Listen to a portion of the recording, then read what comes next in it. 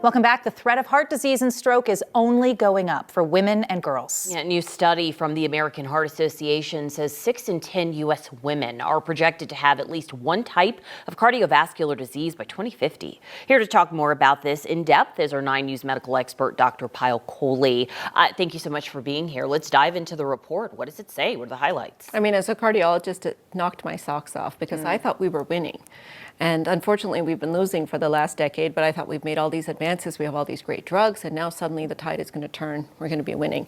But this was a crystal ball that looks into the future that tells us in the next 25 years, as you said, Alex, 6 out of 10 women are going to have some form of heart disease, most commonly high blood pressure, but also obesity. So 60% of American women will be obese and or hypertensive, and 1 out of 4 American women will have diabetes. And so to me, this is a real wake-up call that we have to do something different. Now, one caveat I'll say to this report is that they didn't look at the weight loss drugs, which we think are going to change the landscape of diabetes, high blood pressure, and of course obesity. So this was kind of based on trends from the last 20, 30 years, not looking at those weight loss drugs. Do they break this down on what they expect by age, older women versus younger women? I mean, I feel like even in 30s and 40s now, people are really taking heart health more seriously. In fact, it should be even earlier than that, according to this report. So generally, we think of sort of 3 boxes of age risk category. Women under the age of 20, girls, you know, like teenagers and young girls. We think of 20 to 45. That's kind of your reproductive years.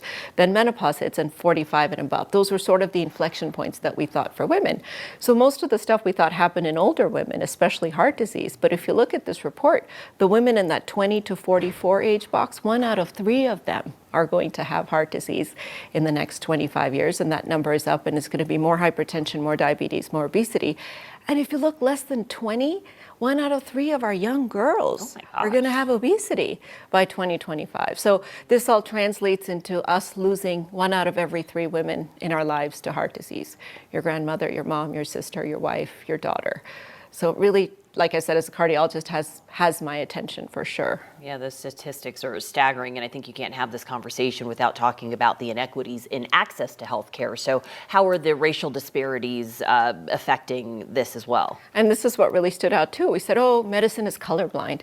In fact, not only is it not colorblind, the color and racial disparities are getting worse, what we project. So Black women have the highest risk right now, have the highest risk of dying, have the most number of comorbidities, and they're projected to have the even higher risk of dying. 70% of Black women are going to have hypertension or obesity in the next 25 years. If you look at Asian women, that's where we're seeing obesity really climb in that subgroup. And the Hispanic women, we're seeing high blood pressure. So every age group is going to see a disproportionate, every racial group is going to see a disproportionate increase in their comorbidities, which is really going to compound their risk.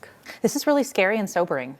Is there any trend that you saw in here that does give you some hope, or maybe you see a pathway for we can make changes? Yeah, so hopefully we can affect this data in some way. There was some good news. So we're making great advances on cholesterol. We're making great advances on diet, on exercise, and on not smoking. And in fact, we're expected to make even more advances in the next 25 years. So I think that wellness culture has really caught on.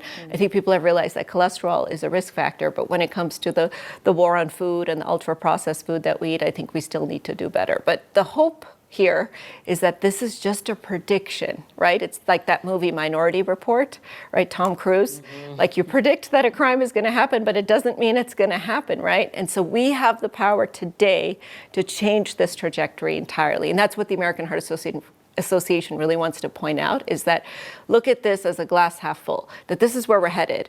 But if we fix these Life's Essential 8, so if you go on their website, Google Life's Essential 8, and I want you ladies to both calculate your own risk score, it'll give you a personalized way in which you can improve your risk based on lifestyle changes. Now, we as the medical system also need to do better. As a cardiologist now, we've started doing something called primordial screening, which means screening girls in their teens and young women in their 20s before heart disease manifests. So we don't wait for it, we get ahead of it, knowing that it's most likely to happen, and then really working on those racial disparities as well, really being more aggressive, not just with treating women overall, but especially women of color. Okay, Life's Essential 8, that sounds like it could be a game changer. Yes. Dr. Kohli, thank you.